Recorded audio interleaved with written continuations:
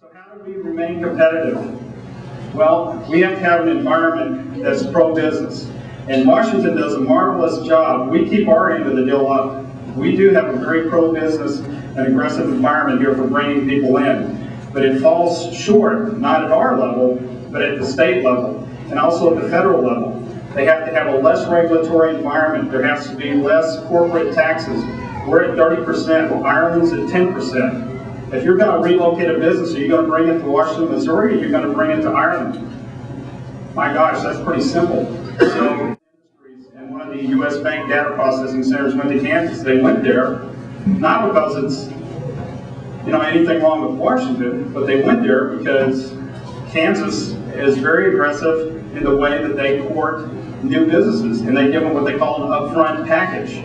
We give it in the back. And whether or not we like it, that's the reality. We have to work with our state legislators to change that and make Missouri a place that people want to come do business.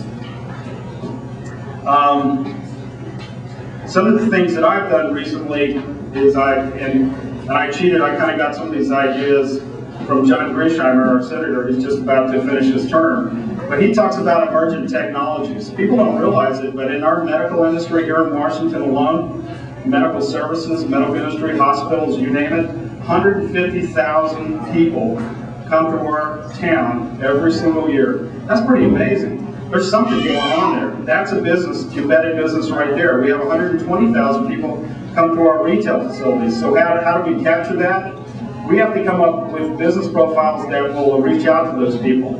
I've talked about a robust data network. I'd like to see a new superhighway come into Washington, and that would be a high fiber, high capacity, high data network that would come into the city. For example, the Google Fiber project. I brought that to staff about 3 weeks ago. I've asked the city to put in an RFI. We've had some outside people that's come in and help us prepare that RFI. If we get that, that'll be a huge business changer, a game changer for Washington. That could really mean some nice jobs in the city if we were to get it. That's what I call thinking out of the box, business incubators. I've had people come in with Dick Odenberg, and we've looked at various facilities in town that we could use them as technology incubators, and using some of the venture capital groups like Archangels. We met with them, and the RCGA, the Regional Chamber and Growth Administration. So, you've gone as far as looking at integrated jobs network, and that would be, I suggested this to the city about 2 years ago. I'd like to use the City of Washington website. I'd like to use the relationship with the industry out in the west end of town, and basically make a network available where people can look at all the jobs that are available in Washington. If you're in college or at Raleigh, you're going to engineering school, you can look at our website, go to the bulletin board, and use that to bring jobs in. That hasn't come to fruition, but I'll continue to push it. Quickly, I'll just sum up some of the accomplishments that we, and I'm going to emphasize we, because on our city council, we work as a team on that council. There's nobody up there that's ramrodding this or anything else. It's 8 men and women up there doing a really good job. Some of the things that we come up with recently was a meth ordinance. I think the meth ordinance will show anybody that wants to question whether or not the people from Washington or the city councilmen from Washington, Missouri are dedicated to this city. Connie can agree with me, we had a lot of sleepless nights over that because we received letters from the ACLU where they were potentially going to sue us into oblivion personally. And we had to do some real soul searching. But we said, this is so worth it that we're going to do it. And we did, we passed it. And now it's been replicated not only throughout Missouri, but other states are looking at it as well. We're very proud of that. Senate Bill 6, which would have given a mayor, any mayor in Missouri, super majority power. I don't think it was a good idea, and we passed a resolution against it. Verbatim minutes. No longer can we take a 1 hour long conversation with City Council and put, 1 paragraph synopsis up on the website. It's there word for word. You can see exactly what we talked about.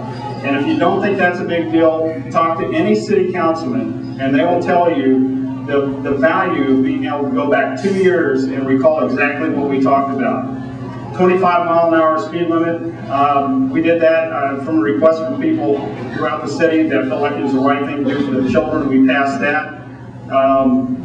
How do we save money at the city level? Well, one of the programs that I'm going to put together, and actually, Tim Buttermeyer, where are you, troublemaker? He brought me this idea, and he wants to call it Coffee Talk. And I want to call it Operation Coffee Talk since I was in the military.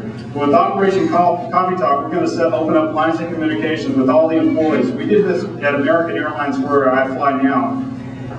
And it was a phenomenal success. We saved enough money at American Airlines to literally buy a $50 million 757, and a couple years after that, a $150 million 777. Boeing made in America. Great airplane. And if it's not Boeing, I'm not going. That's kind of my motto. So other ways that we save money is maintain our fire department's Category 3 rating, which basically means 1,000 gallons at the pump head. Who really cares about that? Well, you do as a homeowner, because that means our insurance rate is decreased. We save money through our water bill. We made some changes in that lately, $32,000 there. Our liability insurance, another $135,000. Very competitive bids came out recently, saved us another $40,000. So the city is working hard to save you money. So what I'm trying to tell you, there is actually value in the person running for mayor to have city council experience. I think is vitally important, and I don't want anybody to lose sight of that, because the things that I've listed here is just the tip of the iceberg of what your city council has learned about this city over the last, well, Connie, how long have you been on council? 7 years, and John, how long have you been on? 13 years. I mean, there's a lot of corporate knowledge here, and you can't just reject that out of hand. That does have a lot of value. I will tell you that if you elect me to your mayor, I promise to do what I've done for the last 2 years. You call me, I come. If you have problems, we'll take care of it. We'll do what we can. Am I always going to give you the answer that you want to hear? No, I'm not. But I can tell you that my core belief, and don't ask me if I'm going to represent Democrats more than Republicans, or Republicans more than Democrats or independents, because I represent the party of Washington, Missouri, and that's everybody that lives here. So thanks so much for your time. I really appreciate it, and have a good time. Tim? Thank you, guys. I appreciate it. I love it. God, thank you. Yes, Mayor of Washington, Missouri.